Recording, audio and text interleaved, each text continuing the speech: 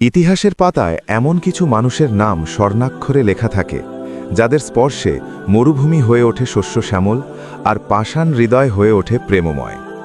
আজ আমরা শোনাব সুলতান উল হিন্দ খাজা মঈনুদ্দিন চিশতি রাজিয়াল্লাহু আনহুয়ের আজমির শরীফের এক আধ্যাত্মিক মহিমা এবং তার এক নিঃস্ব ভক্তের বিশ্বাসের অবিশ্বাস্য এক কাহিনী। প্রেম আর ভক্তির সেই গল্প যা আজও মানুষের চোখে জল আনে। তপ্ত মরুভূমির বুক চিরে যখন খাজা বাবা আজমিরের মাটিতে পা রাখলেন, তখন চারদিকে ছিল অন্ধকার। তিনি নিয়ে এসেছিলেন সত্যের আলো।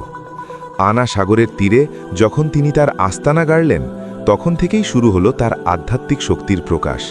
কিন্তু খাজা বাবার আসল শক্তি ছিল তার বিনয় এবং ভালোবাসা। তার দরবারে রাজা প্রজা, ধনী দরিদ্রের কোনো ভেদাভেদ ছিল না। আজমির থেকে অনেক দূরে এক গ্রামে বাস করত এক অতি সাধারণ মানুষ। তার না ছিল সম্পদ, না ছিল কোনো প্রভাব, ছিল শুধু খাজা বাবার প্রতি এক অটল বিশ্বাস। দারিদ্র্যের কষাঘাতে তার সংসার ছিল জর্জরিত।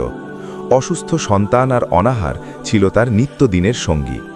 গ্রামের মানুষ তাকে উপহাস করত, বলতো, তোর পীর কি তোকে রুটি দিয়ে যাবে?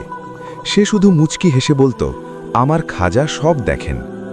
একদিন মনের অসহ্য যন্ত্রণা নিয়ে সে স্থির করল সে আজমির যাবে।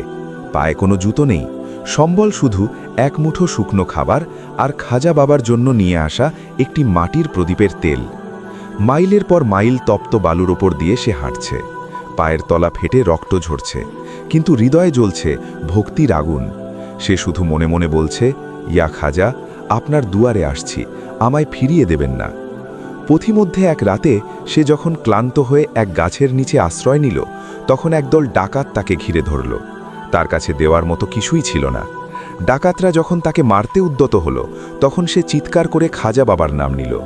ঠিক সেই মুহূর্তে এক অলৌকিক আলোয় পুরো বন আলোকিত হয়ে উঠল। ডাকাতরা দেখল এক তেজোদ্দীপ্ত বৃদ্ধ পুরুষ ঘোড়ায় চড়ে আসছেন, যার হাতের ইশারায় ডাকাতদের তরবারি মাটিতে খসে পড়ল। ভয়ে তারা পালিয়ে গেল।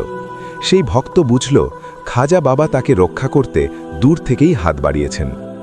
অবশেষে সে পৌঁছল আজমির শরীফে। রওজা শরীফের গম্বুজ দেখে তার দু চোখ দিয়ে অশ্রু ঝরতে লাগল। সে যখন দরবারের সামনে দাঁড়ালো, তখন খাদেমরা তাকে বাধা দিতে চাইল তার জীর্ণ পোশাক দেখে।